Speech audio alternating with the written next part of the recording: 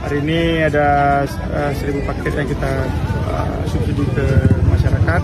Insya Allah besok juga gitu, dan yang ketiga juga sama 1.000 paket insya Allah. Apakah ini untuk membantu masyarakat jelang Ramadan?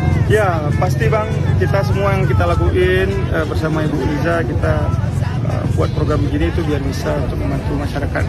Tadi saya banyak nanya, sangat terbantu dengan program ini karena apalagi menjelang Ramadan, bulan Ramadan itu kan nanti inflasi bisa terjadi, tapi kita intervensi dari pemerintahan kota, kita kepingin inflasi itu tetap terjaga, jadi daya beli masyarakat juga tetap ada.